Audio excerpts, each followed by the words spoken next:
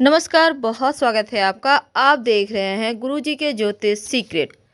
कन्या राशि वालों, देव गुरु बृहस्पति जो पूरे 144 दिनों तक कुंभ राशि में रहेंगे और जो देव गुरु हैं वो ज्ञान के कारक हैं, हमारी समझ का विस्तार करते हैं। बृहस्पति आशावादी सोच देते हैं, विकास कराते हैं, उदारता और बस ये समझ लें कि जीवन में जो सांस्कृतिक और आध्यात्मिक जागरूकता है वो भी बढ़ाते हैं। तो वैदिक ज्योतिष में बृहस्पति को गुरु का दर्जा प्राप्त है और साथ ही साथ जो देव गुरु हैं वो ज्ञान के, शिक्षा के, बड़े भाई के, संतान के, धार्मिक कार्य के, पवित्र स्थल के, दान पुण्य, धन और वृद्धि के कारक हैं और महिलाओं के लिए विवाह के कारक हैं। तो देव गुरु 13 अप्रैल 2022 तक कुंभ राशि में रहेंगे। तो आप कन्या राशि वालों के जीवन पर इस परिवर्तन का क्या प्रभाव पड़ने वाला है, अगले 144 दिनों तक क्या पाएंगे और क्या खोएंगे। वैसे तो देव गुरु आशीर्वाद ही देने आते हैं। चलिए जानते हैं। कन्या वालों, आपके चतुर्थ भाव और सप्तम भाव के स्वामी है गुरु, यानी विवाह भाव के स्वामी हैं और माँ के भाव के स्वामी हैं। अब यहाँ पर वो ऋण, शत्रु, कर्जे, मजदूरी के छठे भाव में गोचर करेंगे। रोग, चोट, ऋण, कर्जे शत्रु के भाव में गोचर करेंगे। तो आपके जो प्रोफेशनल लाइफ है उसके लिए बहुत अच्छा नहीं दिखता, क्योंकि चीजें समस्या देंगी जीवन में। ऐसा नहीं कि सब कुछ गड़बड़ ही होगा, लेकिन कुछ चीजें ऐसी होंगी जो आपको बेवजह उलझाएंगी। और यदि आप कोई नया काम शुरू करने की योजना बना रहे हैं या आप चाहते हैं कि आप जगह बदलें, शहर बदलें, तो भविष्य में अपनी नौकरी छोड़ना चाहते हैं, तो आपको कुछ समस्याओं का सामना भी करना पड़ेगा। वैसे तो स्वास्थ्य के मामलों में भी सावधान रहना है, क्योंकि चीज़ें को नियंत्रण में रखना अति आवश्यक है। किसी भी बीमारी को कम मत समझिएगा। समय पर इलाज नहीं करवाया तो फिर चीज़ें खराब होगी। थोड़ी शारीरिक थकान भी है। इसके साथ ही जैसे कि हड्डी वगैरह, रक्त की परिसंचरण, इन चीज़ों से आपको बचना है। यानी यात्रा वगैरह संभल के करें, चोट चपेट दुर्घटनाओं से आपको बचना चाहिए। धन के मामलों में भी बहुत अच्छा नहीं है, क्योंकि खर्चा बढ़ा हुआ है। अब आप सोचेंगे सब तो गड़बड़ ही है।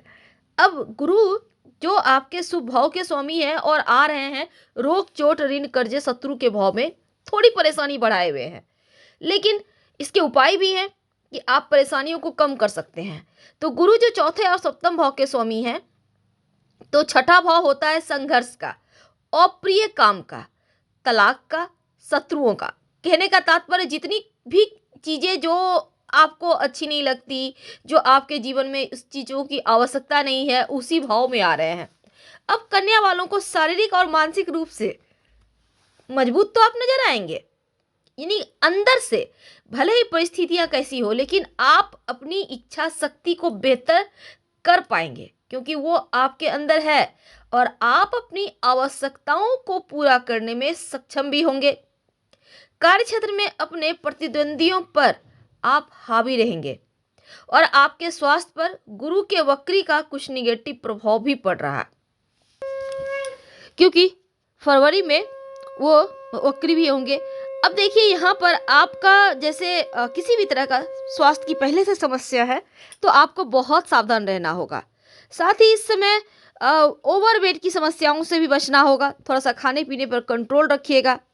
कार्य क्षेत्र में थोड़े कार्य आपके अधिक हो सकते हैं। थोड़ा सा आपको यहाँ पर और ज़्यादा स्ट्रगल करना पड़ सकता है और आपके जो सहकर्मी हैं वो आपका उतना सपोर्ट नहीं करेंगे जितना आप चाहते हैं, बल्कि आपका फ़ायदा उठाना चाहेंगे।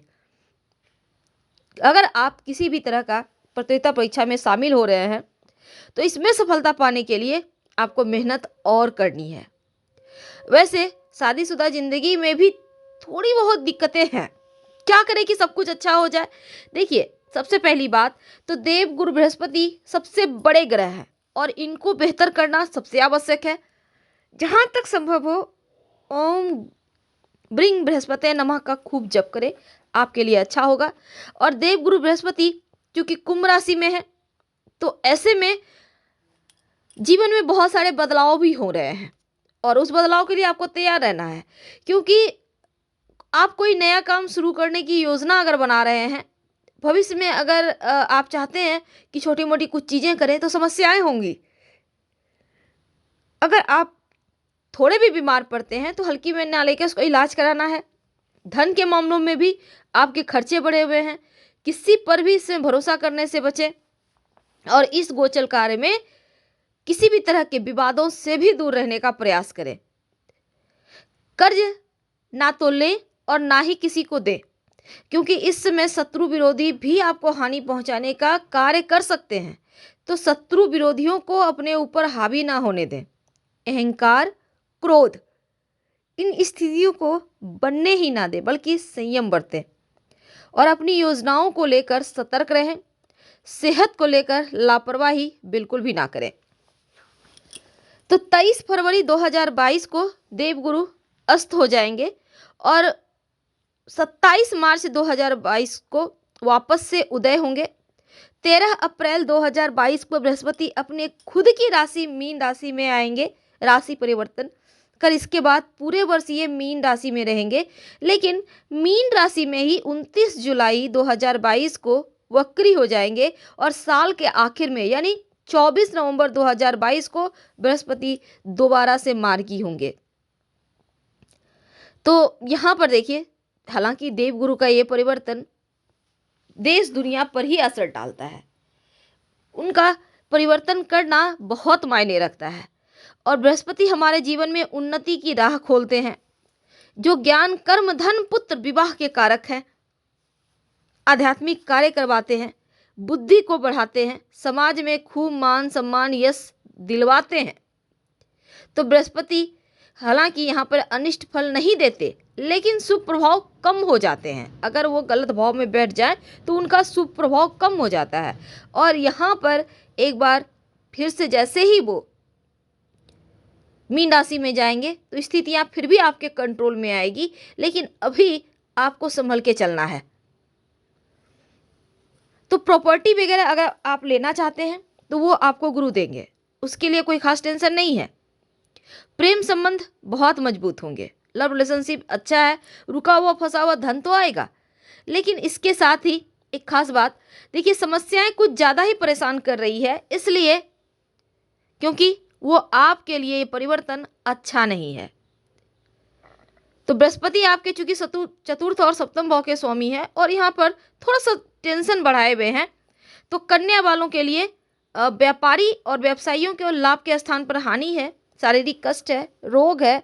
तो यहाँ पर थोड़ा सा आपको देवगुरु को मनाना होगा और संभव हो तो गाय को आटे पर थोड़ी सी हल्दी लगाकर या रोटी में हल्दी लगाकर खिलाएं तो राहत मिलेगी।